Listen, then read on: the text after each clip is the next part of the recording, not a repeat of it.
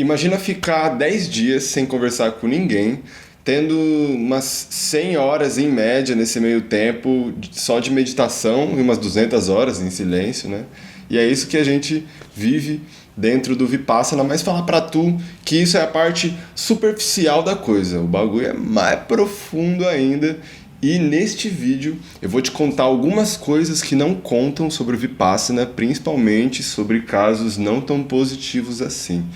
Então, fique neste vídeo até o final, que aqui eu vou falar sobre o que o Vipassana ensina. Vou falar também a importância da prática da meditação, a experiência, né? Como que é passar esses 10 dias ali. Alguns dos meus entendimentos que eu tive, que foi a terceira vez que eu fiz agora desse Vipassana. Já fiz outras vezes também. E o que ninguém te conta, e no final eu vou te dar uma dica de 3 pontos para você que tem interesse de ir pro Vipassana. Mas antes de eu começar esse conteúdo em si, fica com este vídeo aqui de como foi alguns registros que eu fiz no espaço do Dhammasarana, que fica em Santana de Parnaíba, aqui em São Paulo.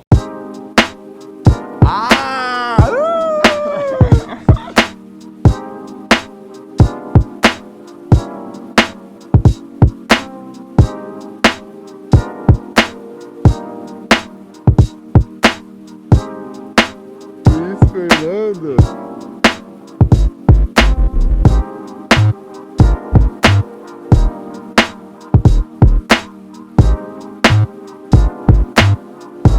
Dá um oi. Oi, oi, oi. Fala uma palavra. Amor. Anitta. Equanimidade. Goenka.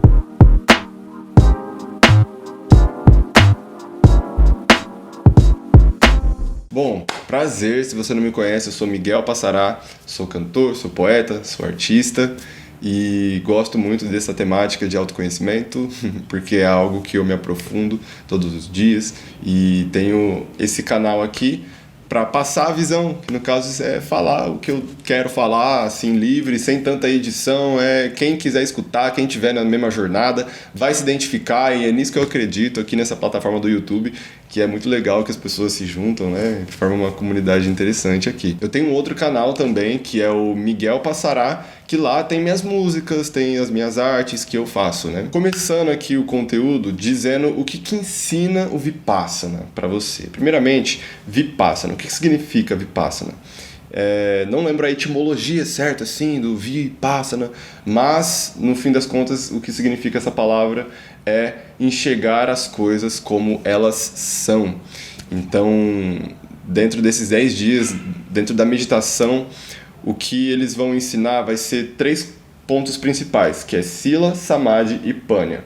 O que é Sila? Sila é a moralidade. Você adota 5 preceitos básicos para quem é aluno novo, né?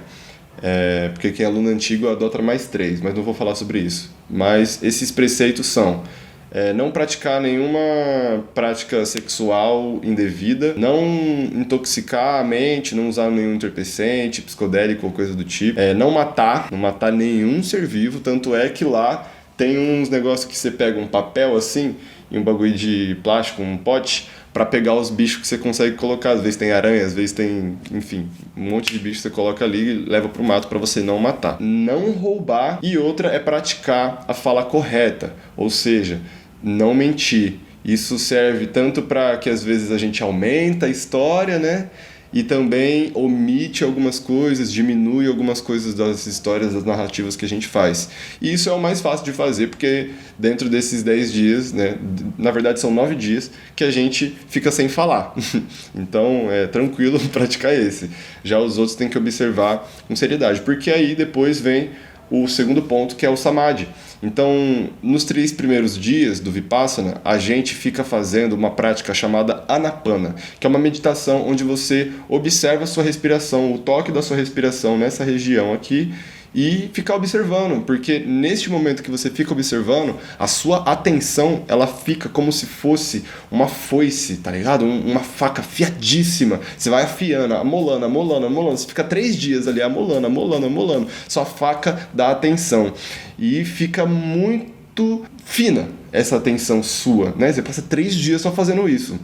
por várias horas. Essa atenção é o Samadhi. Daí, depois dos 3 dias, no 4º dia, é ensinado em si a meditação Vipassana, que é uma meditação de varredura corporal, onde você vai observar o seu corpo com essa atenção, com esse Samadhi, e aí você vai alcançar o 3º ponto, que é Panya.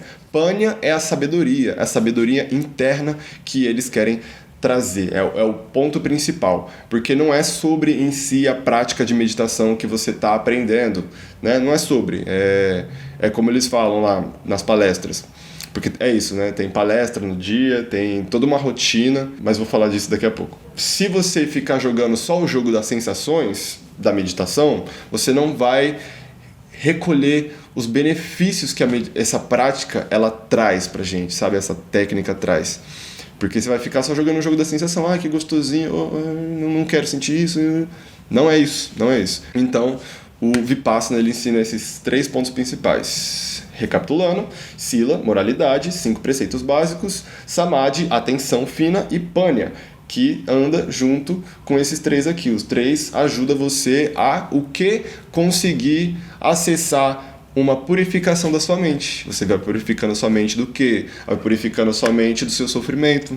E entendendo que o seu sofrimento ele vem por conta da sua ignorância. Mas ignorância, nossa, mas eu sou uma pessoa muito estudada. Não é sobre o estudo ou quanto que falta de estudo para você. Não é sobre isso. É a ignorância de ignorar, de não ter consciência do que acontece dentro do seu corpo, do que acontece com você, do que acontece com a sua mente. Entende? É esse tipo de ignorância. Pode ter mestrados e PhD que são muito ignorantes nesse quesito, entende? É esse o ponto. Existem 2 pontos que fazem a gente trazer o sofrimento. A gente eliminar essa ignorância vem da gente ter consciência desses 2 pontos que eles trazem, que é apego e aversão. O que são isso? É a Sankhara. Sankharas são as reações que a gente tem. Esse Sankhara ele são os condicionamentos que a gente tem desde a nossa infância, sabe? Que faz a gente reagir. É os caminhos neurais, psíquicos, que já estão ali, moldados faz um tempo, tá ligado? Que seu cérebro funciona daquele jeitinho ali. E aí a gente fica moldado, condicionado em 2 tipos de reações, que é o que gera o sofrimento na gente, porque a gente tem a ignorância, que é o apego e a aversão, entende? Então é quando a gente vê uma situação, por exemplo, passa um carro de funkão estralando aqui na rua, e eu falo, pô, que merda, mano, bagulho. Ou quando passa os moleques de mobiliário, que raiva. Tô gerando com aversão. Não quero isso, que raiva, que ruim. Eu tô gerando mais o quê? Tô gerando agitação dentro do meu ser, né? Por mais sutil que seja, eu tô gerando esse... Tá ligado? Assim como quando vem uma sensação muito boa, quando alguém me dá um beijo, tá ligado? Que gostoso. Quero mais. O que eu tô gerando? Tô gerando paixão, tô gerando, de novo, agitação. E isso é apego, que eu quero mais. Tão gostoso. Não consigo viver sem essa pessoa, meu Deus. Aí sofrimento. Entende? Tendo consciência disso, vem a meditação Vipassana para conseguir dissolver essas sankharas. Aí que tá a profundeza do que eu falei. Não é sobre simplesmente a técnica, mas é sobre você conseguir dissolver essas sankharas que levam você ao sofrimento e assim ter uma vida de mais felicidade. É isso. Ter uma vida onde você se sente mais pleno, onde você está mais presente e assim transforma suas relações como um todo.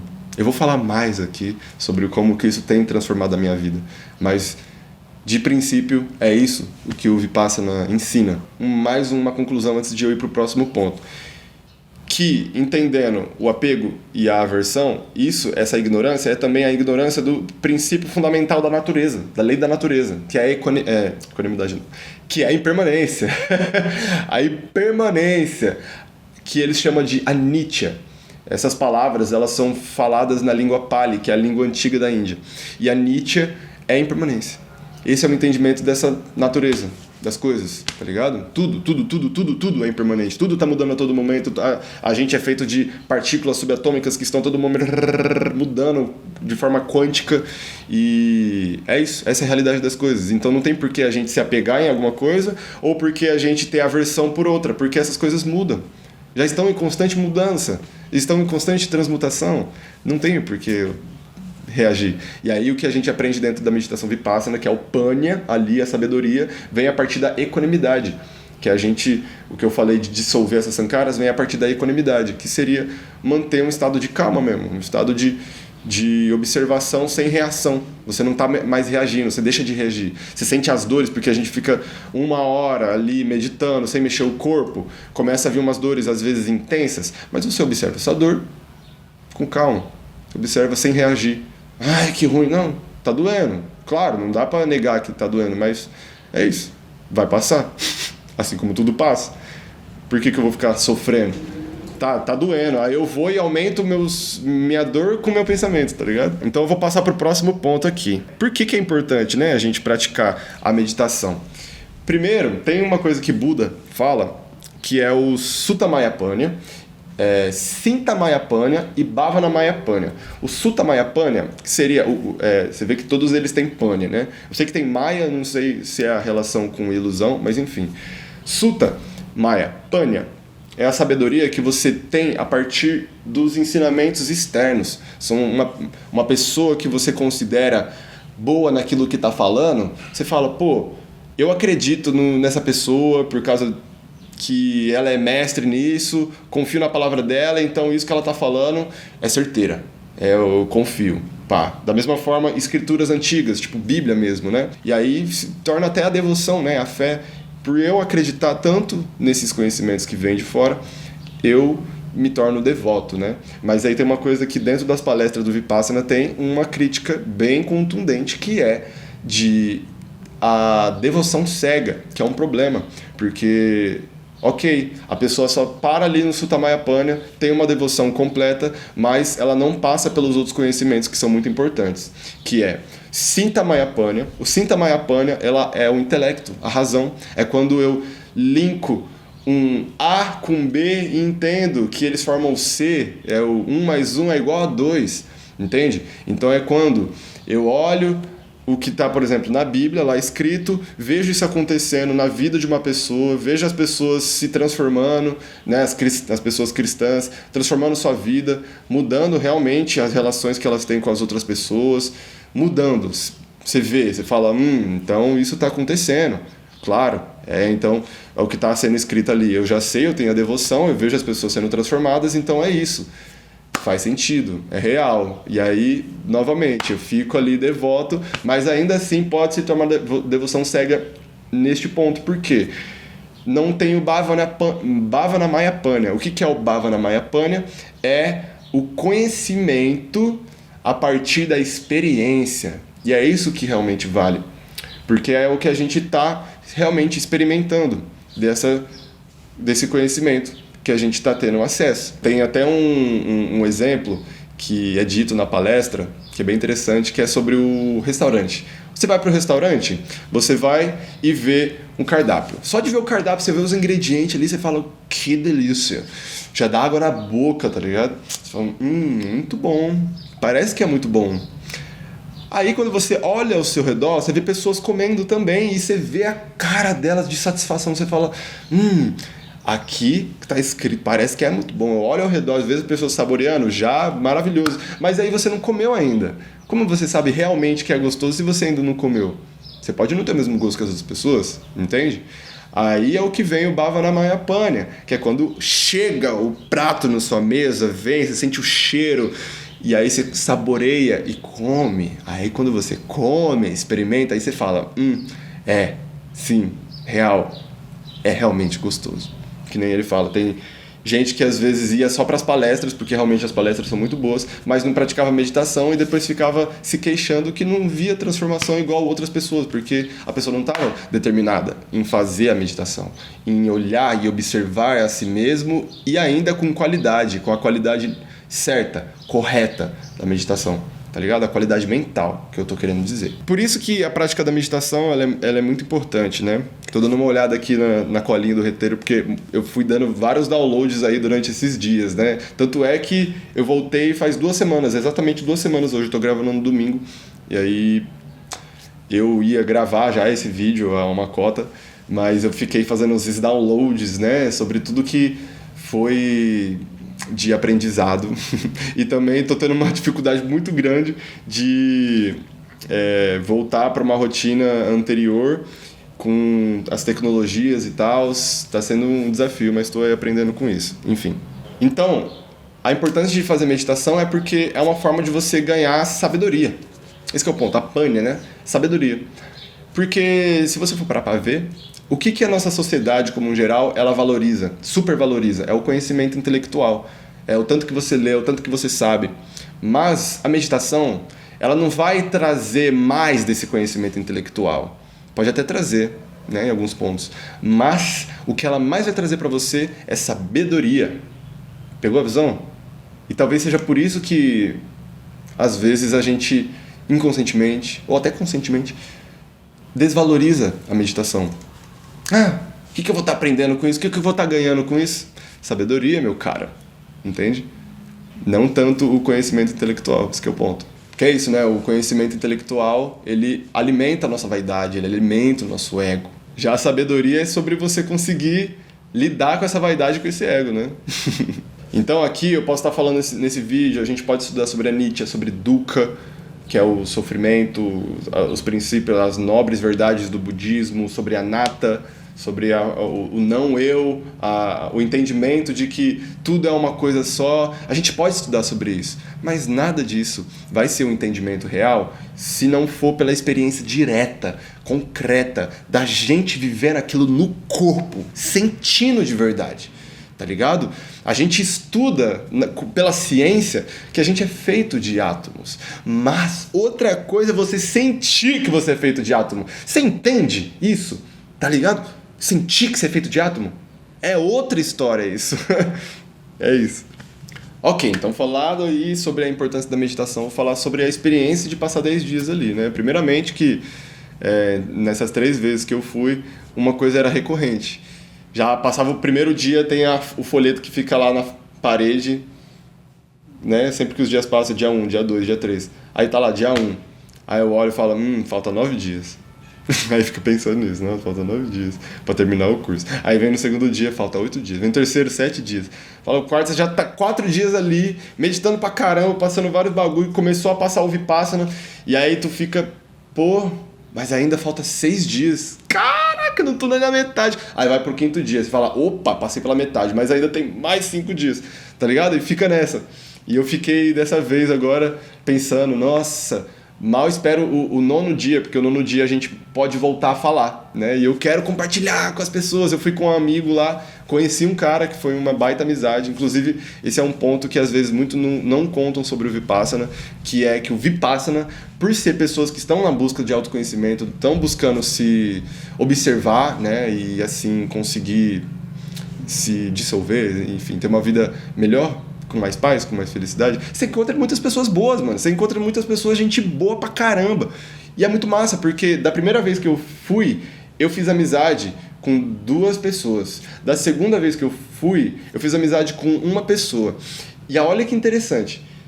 Da primeira vez, essas 2 pessoas levo até hoje pra minha vida. Da segunda vez, essa uma pessoa levo a vida toda. Inclusive, essa segunda pessoa é o Rafael, que ele também tem um canal no YouTube. Eu vou deixar aqui um vídeo no final desse vídeo que leva pra ele também falando da experiência que ele teve no Vipassana. E aí, essas 3 pessoas eu fiz conexão depois com elas, e elas são amigas também. A gente fez uma rede, tá ligado? Tanto é que a gente compartilha as nossas contas do Spotify e do YouTube, aí a gente paga junto, tá ligado?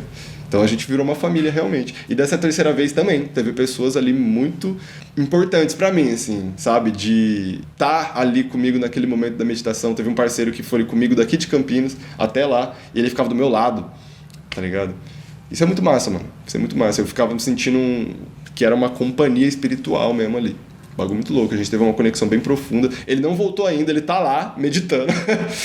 Ele ficou vários dias, ficou servindo, enfim. Ele não voltou. Aí quando ele voltar, a gente vai trocar uma ideia. Esse é um ponto também muito louco, porque passar esses 10 dias sem olhar pra cara das pessoas, sem conversar com elas, mas ver ainda assim a rotina, as pessoas lavando roupa, tomando um banho, indo pro banheiro, depois você compartilhando o quarto com a outra e não podendo conversar, e aí você não sabe qual que é os hábitos da pessoa, se é na hora que eu entro no quarto ela já tá dormindo, ou, pô, como que eu vou acender a luz? Não vou acender a luz então, sabe? Tipo, é doideira.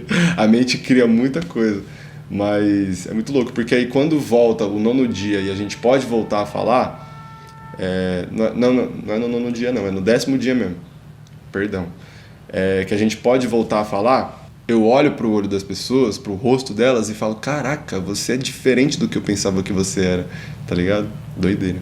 E assim, nesses 10 dias há essas ansiedades e tal, mas lá pelos finais dos dias eu queria que não acabasse mais, porque eu já estava acessando lugares muito profundos ali, dentro de mim.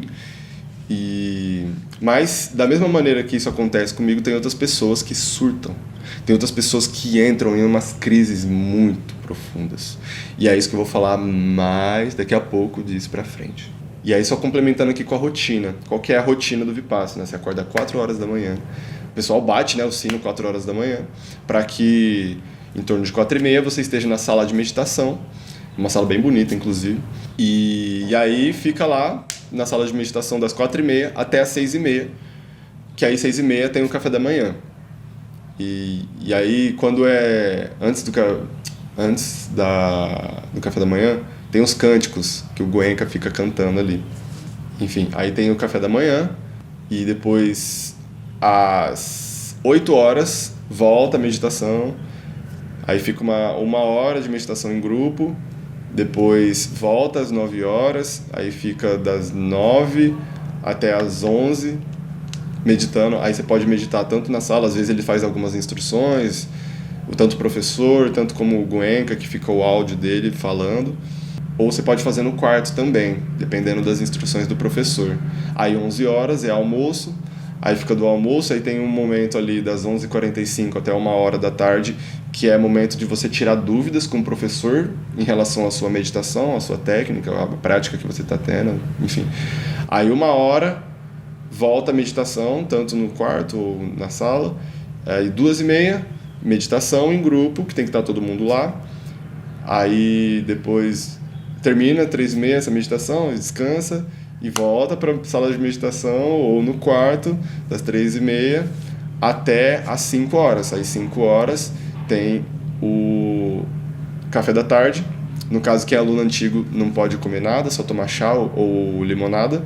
Mas quem é aluno novo pode comer umas frutinhas. Aí 6 horas, volta a meditação. 7 horas tem palestra. Aí a palestra ela dura às vezes 1 hora, 1h30. E aí o tempo que dura a palestra, depois você descansa, volta para a sala de meditação e medita até as 9 horas. Depois das 9 horas, o professor ele fica disposto para você tirar dúvidas com ele. Aí pronto, aí você já pode ir dormir. É assim a rotina. Aí depois outro dia de novo, 4 horas da manhã e tudo mais. E eu fiquei feliz que desses 10, 11 dias, né, que a gente passa lá, todos os dias eu marquei presença 4h05 da manhã. Eu acordava quando eu escutava o sino de manhã, eu já levantava, mano, sem pensar nada. Eu já levantava aí, abria a porta, ia pra sala de meditação. E nesses 11 dias eu sempre fui a primeira pessoa a colar na sala de meditação. E era maravilhoso, porque pensa, madrugada, no meio do mato, era um silêncio absurdo, absoluto. E lá eu ficava, mano, naquele silêncio. Aí ficava uns 15 minutos, porque depois começava a colar umas pessoas. Mas é maravilhoso a meditação nesse momento do dia, que ficava 2 horas meditando ali, direto, mas eram as 2 horas com maior qualidade, porque eu tava em jejum, enfim, tinha descansado, a mente estava perfeita para meditar. Ali eu tive, nesses momentos, muitos insights. E foi muito bom pra mim essa determinação que eu tive, porque realmente, dessa terceira vez agora, eu fui determinado. E falando dessa determinação, digo agora sobre alguns dos meus entendimentos. Então, senta lá que lá vem história. Como eu disse, essa foi a minha terceira vez. E mesmo tendo feito o Vipassana 2 vezes antes, eu pensava ter entendido algumas coisas. Mas aí nessa vez eu vi que não. Ou melhor, podia até ter entendido, mas eu entendi mais a fundo. tá ligado? E outras coisas foram sendo entendidas nesse momento. E isso principalmente por essa determinação que eu disse que eu tive. Essa determinação ela foi crucial para esses entendimentos, porque eu estava realmente entregue do início até o final do curso. E um desses entendimentos que eu tive é o entendimento fino, sabe? Do campo energético e psíquico. Porque das outras vezes que eu fui, eu passava atenção pelo meu corpo e tal, mas eu percebi que eu ficava tensionando em alguns momentos, porque eu queria sentir uma sensação que eu tinha sentido antes, que eu sabia que eu poderia sentir, e aí eu ficava forçando. Nessa que eu ficava forçando, eu ficava aqui, ó, e eu percebia, aqui, ó, muito tenso. Muito tenso. Tanto que que dessa vez eu percebi isso, ainda que eu ficava assim, né? Forçando a atenção no corpo. E ao perceber isso eu falei, meu, calma aí, eu tô gerando tensão desnecessária. Isso tá gerando sofrimento também, porque eu percebia que a mente, o rosto, ele tensionava também, quando eu ficava tentando forçar a atenção, e nessa que eu forçava, parecia que a mente, ela buscava um escape. E o escape era pensar em outra coisa. Ela se distraía, eu pensava, começava a brisar, tipo, sonhar, sabe? Uns bagulho nada a ver. Começava a vir na cabeça. Quando eu ia ver, e aí quando eu ficava pensando uns bagulho assim, ó, ficava assim, sabe quando você fica fazendo conta matemática? Você não dá uma forçada assim, ó? Aí eu ficava nessa, mano, parecia que é esse bagulho de ficar calculando coisas. Aí eu ficava. E, tipo, isso ficou, nos primeiros dias, fez doer muito o meu rosto. Eu tinha que, antes de dormir, ficar fazendo uma massagem, porque tava doendo bastante. Eu falei, meu, como que eu faço isso? Como que eu mudo isso? Eu comecei a fazer a prática de relaxar profundamente o meu corpo. Então eu percebi que quando eu começava a tensionar, eu relaxava. E era milagre, assim, porque na hora que eu relaxava, soltava, eu percebia que tinha um pensamento que eu estava meio que apegado a ele. E aí eu soltava o corpo, relaxava totalmente, o pensamento ia, eu desapegava dele também. Muito louco isso. Aí dessa vez eu consegui definitivamente passar a atenção no meu corpo sem ficar nesse sofrimento. Passar de forma realmente fluida. E, nossa, lembro quando eu entendi isso. Pô, tive vários entendimentos. Tive um entendimento do que era equanimidade também. Eu pensei que eu tinha entendido, mas eu entendi com mais fineza ainda. E quando eu entendi, eu lembro que... Vou falar da equanimidade primeiro, depois eu falo de outros pontos. Que eu lembro que eu tava meditando e tava com muito sono. Muito sonolento. Eu ficava... E aí teve uns momentos que eu ficava sonolento nos primeiros dias e eu reagia com aversão, porque eu ficava... Pô, você fica com sono, dá vontade de ficar mais confortável, deitar, sabe? Aí o que eu fazia? Eu ficava assim e deitava. Era a reação que eu tinha. E aí depois de uns dias, o que eu comecei a fazer? Eu tava ali com vontade de dormir, né, cansado, mas aí eu continuava sem reagir a isso. E, tipo, é isso, tá bom, é a realidade como se apresenta, é como é. É como é, não vou querer que seja de outra maneira.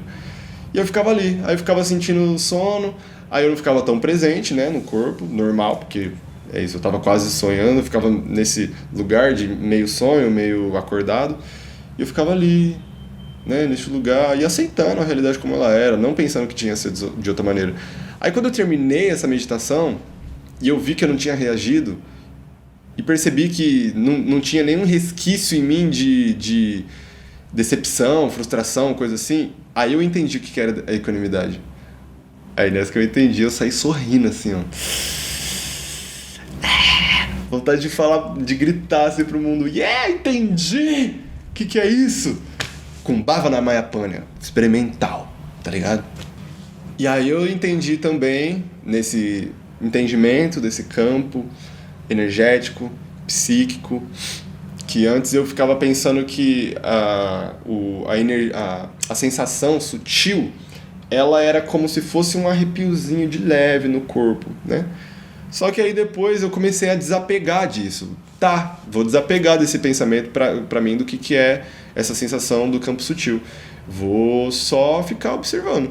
E aí eu comecei a entender que a sutileza, ela tava mais fundo do que isso, tá ligado?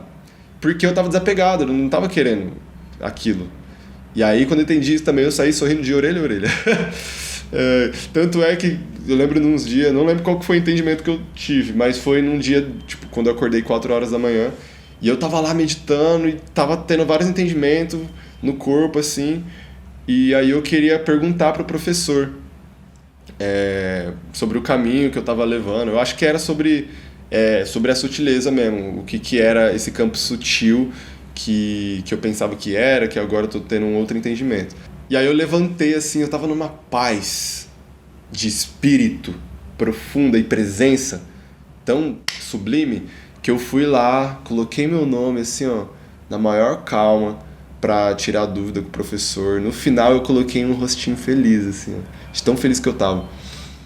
E eu lembrei disso. O pessoal depois também comentou. E comentar aqui também que quando eu tive esse entendimento desse campo sutil, olha que louco. Tava passando a energia aqui, a atenção nas minhas costas, e tinha um ponto. Imagina que tá. Vamos supor que aqui é minhas costas, tá ligado? Aí imagina que nesse pontinho aqui tava uma dor, aquela dorzinha aguda assim, ó. Tá, aí tinha essa dor, só que era nas costas. E aí eu fui passando a atenção. Aí nessa que eu passei a atenção, ele travou. A atenção não conseguia passar. Aí eu lembro da palestra dele falando que era só observar. Isso foi um outro entendimento, que antes eu ficava querendo forçar. Aí eu ficava, não vai. Aí eu passava. Ia para outro ponto. E era a reação minha, né? Só que dessa vez eu entendi também outro entendimento de que é só observar. E aí eu ficava observando com calma. E minha mente não ficava nevoando. Eu só ficava ali, ó. E aí eu percebi que daqui a pouco, devagarzinho, depois de minutos, essa dor que estava aqui, ela começou a transitar. Ela vinha, e ela passava, e ela estava no outro lado. Eu falei, oxi, não tá mais aqui a dor, tá aqui. Eu transportei ela para o outro ponto. Aí parecia que tava no músculo, tá ligado? Eu ficava, caramba, eu ficava ali. Só observando, só observando, só observando, só observando. Então, no momento que ela foi. Aí chegava um momento que ela se dissolvia, mano. E sumia. Muito louco. Aí eu entendi. Então quer dizer que essa dor, às vezes, nem é sobre questão física só. Tem algo por trás disso. Meu, isso foi muito louco. Quando eu percebi eu fazendo isso, sabe? De levar o bagulho pro outro ponto do corpo. E aí teve um momento que eu ficava doendo na outra parte e ficava lá. Já não estava mais na outra parte, ela mudou. Isso é muito doido, muito doido. Isso tanto para a questão física, mas aí afinando, né, essa atenção também para a emoção, né? Às vezes a gente sente a emoção aqui de raiva e dá o nome de raiva, porque tá aqui um negócio e aí fica observando. Quando vai ver, ela mudou. Ela tá em outro lugar e ela já mudou a sensação, ela já tá, sabe, diferente. E é isso, porque qual que é o princípio universal? Anicca. Impermanência, mudança, lembra? Agora um outro entendimento que eu tive, que foi um entendimento assim, de certa forma dolorido, que foi sobre a minha vaidade e meu ego. Eu percebo que por eu estar nessa caminhada espiritual, em muitos momentos eu me olho de uma maneira como mais desenvolvido, mais puro, sabe? Do que outras pessoas. E inconscientemente me leva para esse lugar, tá ligado? Porque é isso, por eu ver esse desenvolvimento que eu tenho também dentro da meditação, eu observo que em alguns momentos eu quero demonstrar para as pessoas que eu sou capaz, que eu consigo, que eu sou inteligente, tá ligado? E isso alimenta, né? Isso vai começar a alimentar minha vaidade, meu ego, ao demonstrar. O que é uma impureza, porque é uma avidez da sensação que é gostosa de sentir ao ver alguém te admirando, ao ver alguém te elogiando, né? E isso é algo bem desafiador de eu lidar, porque eu sou artista, mano. E artista sempre tá em evidência, né? Eu sempre tô nos lugares de evidência e tal, e aí sempre tá o pessoal ali bajulando, falando, que você é maravilhoso, você é muito bom, que você é isso, que é aquilo. Eu falo, pô, gratidão. E os elogios que mais pega, assim, pra mim, É os elogios que fala que, tipo, pô, mano, você é uma pessoa, pra mim, evoluída, assim, sabe? Eu vejo você que você é iluminado, que você tem um coração puro, não sei o quê. Esses são os elogios que mais pega, assim, ó, no ego. Fala, gratidão, irmão. Agradeço, tá ligado? E aí eu percebo que, desde que eu voltei dessa terceira vez do Vipassana, isso tem acontecido. E eu tô observando com mais equanimidade, né? Eu tô conseguindo não reagir tanto a essas sensações que me geram. Tipo, eu percebo que, pô, é gostoso, gratidão, mas eu não fico querendo isso de novo, tá ligado? Eu fico, tipo, tá, eu vejo que o pessoal realmente tá gostando, mas é isso. Passa. Passou. Não é o que eu sou de fato. É como está a realidade naquele momento, né? Então eu tô tendo essa consciência. Tanto é que quando eu voltei, eu já vi as notificações de pessoas me dizendo: Miguel, minha sogra te viu na televisão. Miguel, eu te vi na televisão, na IPTV. A IPTV é o canal aqui de Campinas, da Globo. E no dia que eu fui pro Vipassana, eu fui no Vipassana de tarde. E eles vieram aqui em casa me gravar de manhã, fizeram uma entrevista pra mim, que é sobre o aniversário de Campinas. E aí eles falaram, perguntaram coisas, eu fui falando da minha trajetória e tal, mostrou. Aí eu fiz uma gravação indo pro lugar que eu gosto de ir no meu bairro, fazer uns exercícios e tudo mais. E aí eles fizeram todas essas gravações e tal, e postaram, né? E ficaram postando várias vezes, mano.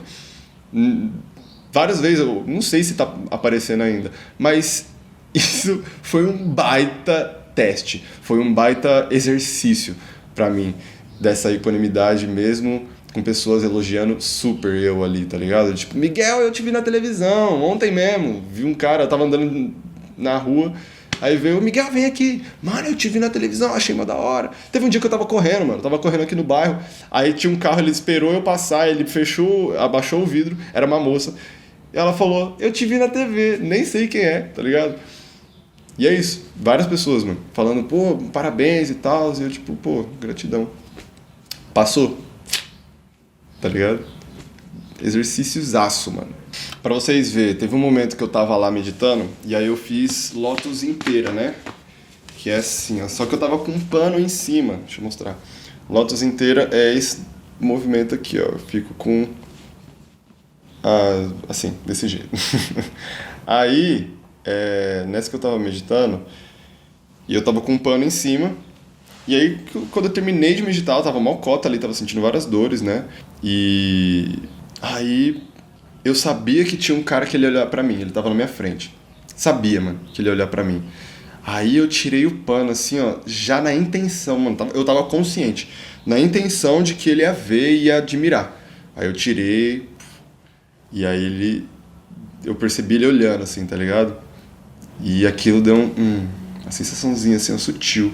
Mas é isso, o bagulho da vaidade, do ego, eu percebi isso. Tanto é que depois, quando a gente voltou a falar, ele comentou: pô, mano, eu vi você lá na meditação fazendo aquele movimento da Lotus inteira. Eu falei, caraca e tal. Eu fiquei tipo, fiz na intenção. Olha que bagulho louco. Então eu tive entendimento de vários momentos assim da minha vida que eu fui analisando, falando, eu poderia falar aqui, listar, mas aí daria um vídeo muito mais extenso do que já tá, né? Mas quem quiser trocar uma ideia, dá um salve, tamo aí pra trocar uma ideia. E o que me ajudou a não alimentar essa avidez por essa sensação das pessoas me admirarem, ou pelo menos acharem tipo, o que ele tá fazendo ali, pra eu demonstrar isso, foi um momento da palestra que parece que foi direto pra mim. Porque tava lá o Goenka falando, e falou em um momento sobre a gente voltar pra realidade, eram os últimos dias, voltar pra rotina. E ele falou, sempre busque manter meditação, sempre busque estar consciente das sensações enquanto você estiver acordado, né?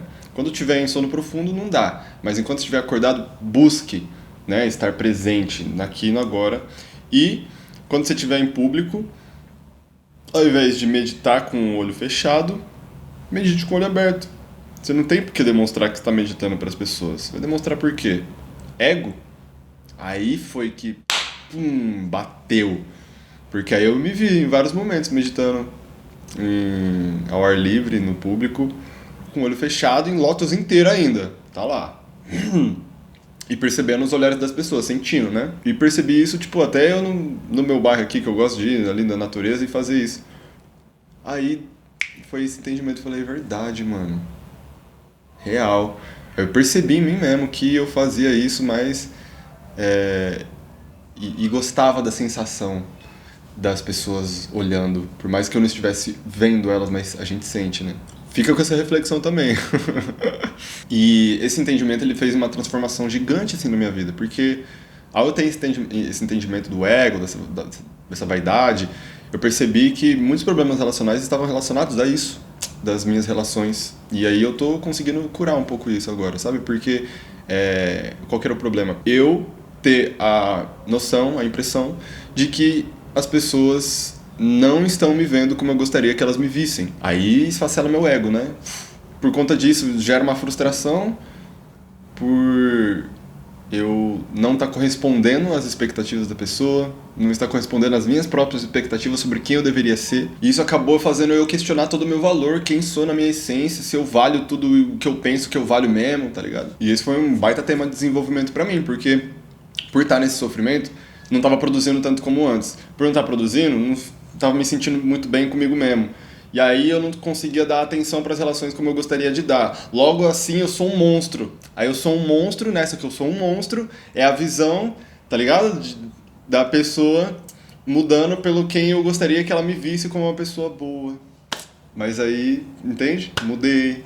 Aí, pô, é um ciclo, né? E aí, por conta disso, eu comecei a perceber que eu comecei a deixar de ser eu mesmo nas relações. Porque eu pensei que se eu mostrasse quem eu realmente sou para as pessoas, elas poderiam não gostar de alguma face minha e assim queimar meu filme, a imagem com qual eu gostaria de ser visto, queimar meu filme com outras pessoas. Entende? Então esses entendimentos assim diversos que eu tive, eles vieram por conta do comprometimento que eu tive ali no momento que eu fui fazer a meditação. Porque quanto mais comprometimento a gente tem, mais determinação, firme determinação a gente tem, mais benefícios a gente ganha com a nossa prática. Então antes de eu te dar a dica de 3 pontos aqui, eu vou te falar o que não te contaram sobre Vipassana, sobre os surtos que acontecem, porque eu quero falar sobre isso. Porque neste Vipassana, esse curso que eu fiz, teve um cara que ele quase foi embora no 9º dia, no penúltimo dia.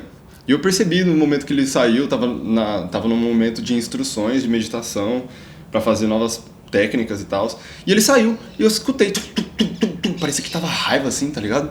Aí no outro dia, no dia seguinte, é que a gente pôde voltar a falar, ele falou, mano, que tava surtando, mano. Ele pensou que, tipo, meu Deus, eu não vou voltar ao meu estado normal. Tipo, que é isso? E naquele momento ele estava decidido a ir embora, ele começou a arrumar as coisas dele para ir embora, mas aí o gerente foi lá, conversou com ele, veio com a lábia e convenceu ele a não ir embora, né, pô, no penúltimo dia. Mas isso me reacendeu a um ponto que aí eu comecei a perguntar para tinha um cara lá que ele tava, tipo, mais de 12 vezes fazendo o curso de Vipassana. E aí eu perguntei se já viu alguém em surto, e falou que sim.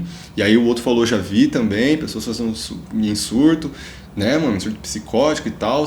E é isso. Aí eu vi que realmente não é à toa que quando você vai se inscrever no Vipassana, eles fazem uma ficha de anamnese muito completa, né? Perguntando tudo.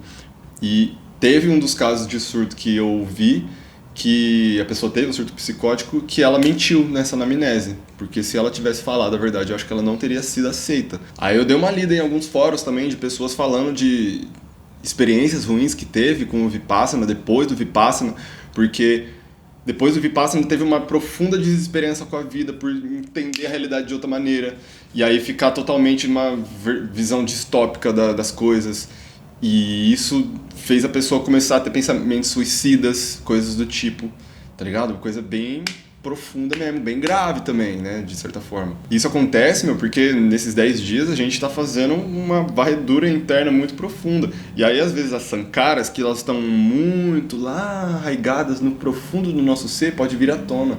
E a gente, às vezes, nem sabia que existia. E nessa, mano, que vem à tona, a gente vai sentir várias sensações, vários pensamentos vão vir à tona também. E pode rolar muita coisa aí, tá ligado? Então, minha opinião sobre isso... tem essa coisa por ser profundo, né?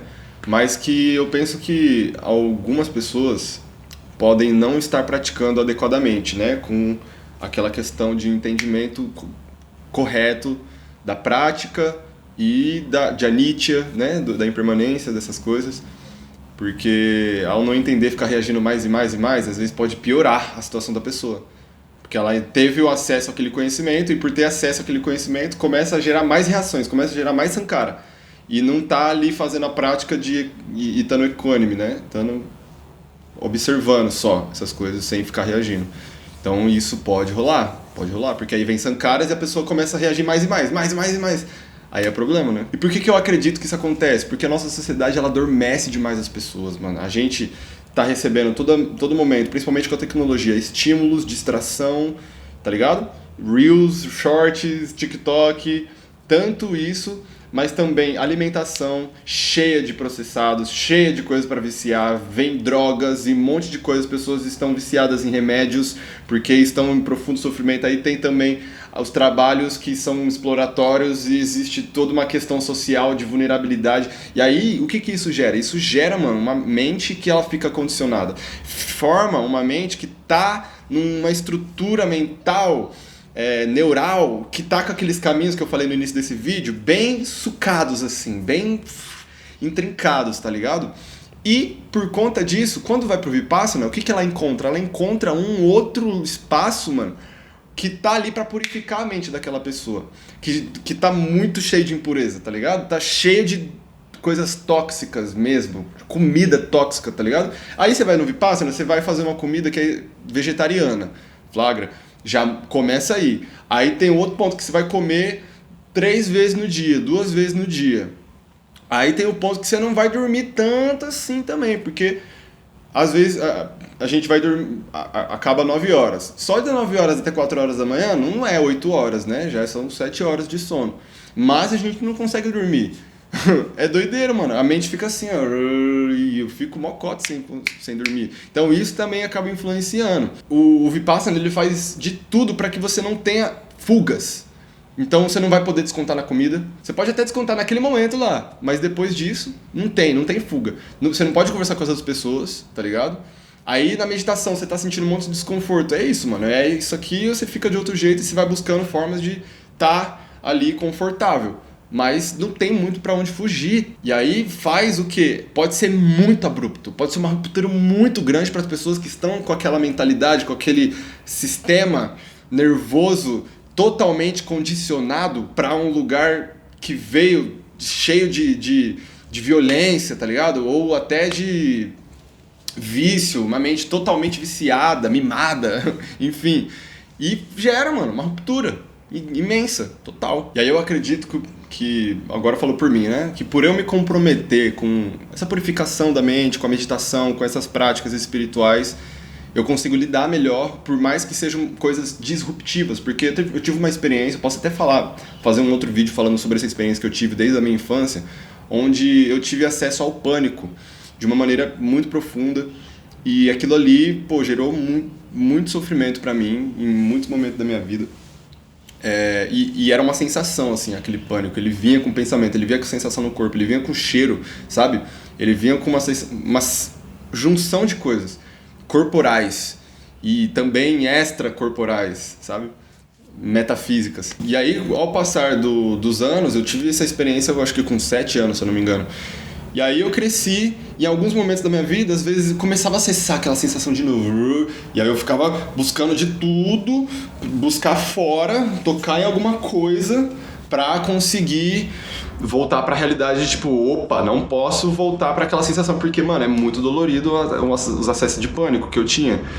E só que eu lembro de uma experiência que eu tive, que eu considero que foi o despertar espiritual que eu tive acesso a esse pânico muito forte, e é isso, pensei que eu ia morrer, tudo mais, não consegui fugir disso, mas depois eu entendi que eu não morri, e aí eu comecei a entrar mais em contato com essa sensação de morte mesmo, conscientemente, seja com as medicinas da floresta, seja com breathwork, exercício respiratório, com a própria meditação, né? Inclusive, teve no Vipassana, na primeira vez que eu fui, teve uma experiência que eu tive que foi o Banga, que é a dissolução completa do meu ser. E quando eu tive essa dissolução, eu senti de novo, aquela sensação do pânico vindo.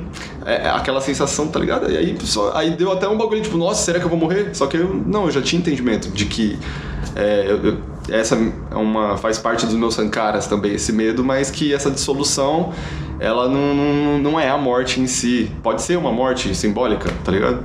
Então é isso, eu vejo que eu tô me preparando cada vez mais pra acessar lugares profundos em mim, porque eu tenho essa intenção, eu estou neste lugar.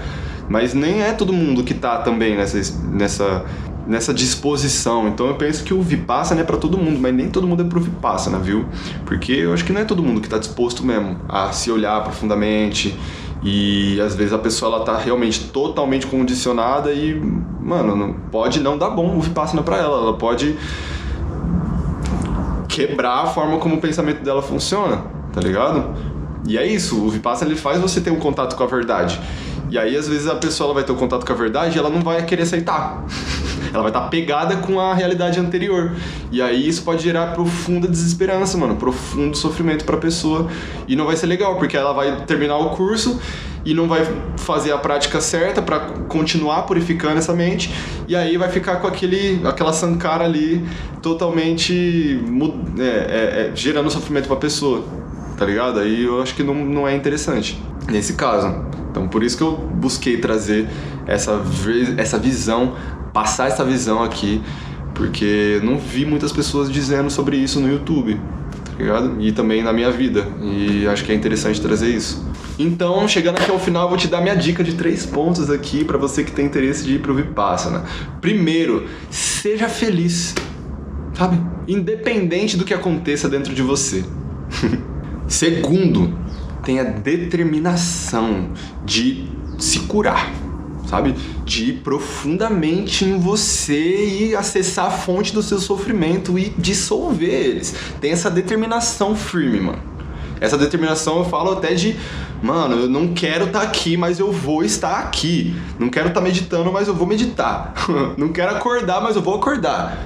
Mano, determinação, são 10 dias, mano, da sua vida, que vai valer a pena, quanto mais você se determinar, aprofundar, mais benefício você vai receber. E terceiro ponto, confia que a técnica funciona e se entrega a ela, não fica duvidando muito não, se entrega. Observa por si mesmo, tá ligado? Prova por si mesmo, se entregue e vai.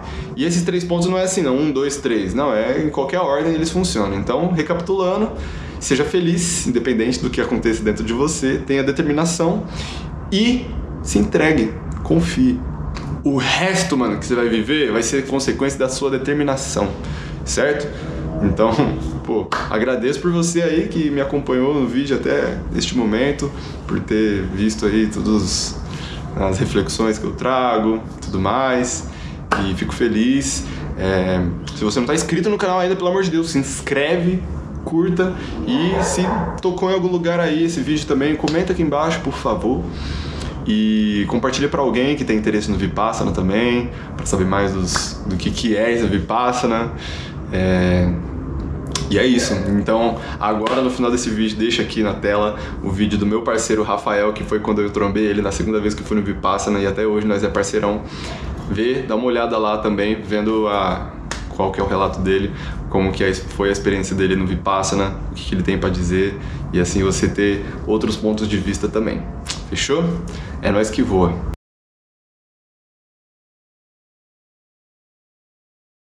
GoPro, parar de gravar.